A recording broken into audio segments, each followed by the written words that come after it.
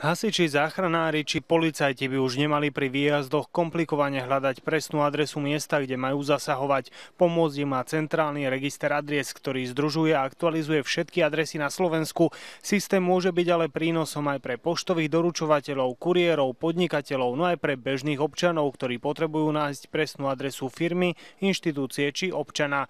Systém je na portáli Slovensko.sk alebo webe Ministerstva vnútra dostupný od júla. Hlavným cieľom zriadenia registra adries je získanie alebo vybudovanie jednotného, dátovo konzistentného a hlavne online aktualizovaného zdroja dát o všetkých fyzických adresách nebytových aj bytových budov na Slovensku.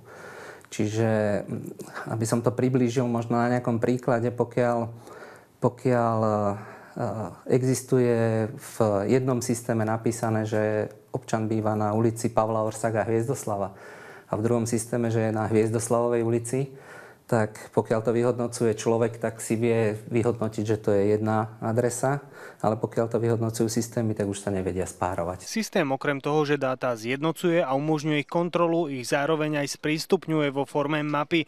V tom je ďalší veľký prínos, napríklad pre záchranné zložky. Sa stáva, že tieto zložky, napriek tomu, že majú nahlásenú adresu nejakej nehody alebo mimoriadnej udalosti, tak ju nevedia nájsť. Problém je ten, že čísla súpisné, ktoré sa určujú budovám, sa určujú podľa toho, ako prichádzajú žiadosti.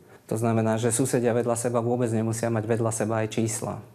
Je veľmi častý zjav na Slovensku, že máte vedľa seba číslo súpisné jednotku a 360. Centrálny register adries vítame, pretože pomôže pri lepšej navigácii posádok záchrannej zdravotnej služby zo strany operátorov linky 155, tak aby sa rýchlejšie a lepšie dostali na miesto udalosti, pretože naozaj čokoľvek, čo pomôže nájsť a lokalizovať miesto, kde došlo k nešťastiu, je určite prospešné, pretože pri záchrane životov rozhodujú, ak nie sekundy, tak určite tie prvé minúty a toto bude slúžiť presne na to.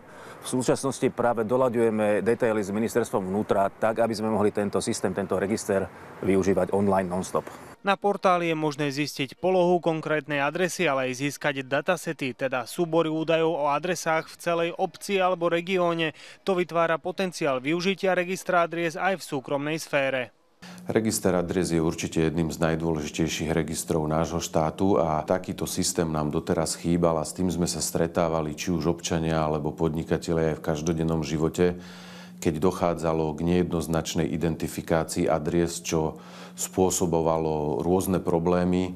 Minimálne sme sa stretávali s tým, že keď nám do firmy alebo domov doručovali nejaké balíky, tak kuriér nám vyvolával, kde tá adresa je.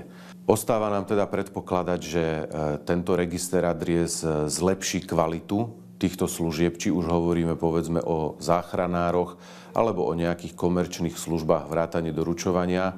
Myslím si, že register adries by mohol byť používaný aj viacerými, poviem, komerčnými aplikáciami od poisťovníctva až po povedzme nejaké elektronické obchody. Keďže portál poskytuje údaje len o adresách a ich polohách, čiže neviaže na seba informácie o vlastníckych či iných právach k ním, údaje sú voľne dostupné. Len pre niektoré funkcie je potrebné využiť občiansky preukaz s čipom. Preverenie adresy jednotlivej, prípadne za ulicu sa dá urobiť bez použitia elektronického občianskeho preukazu. Je to chránené len nejakou kapčou, ktorá teda slúži na ochranu pred nejakými robotmi a s nejakým zneužitím. Máme tam aj služby, ktoré sú ochránené cez autentifikáciu, cez EID.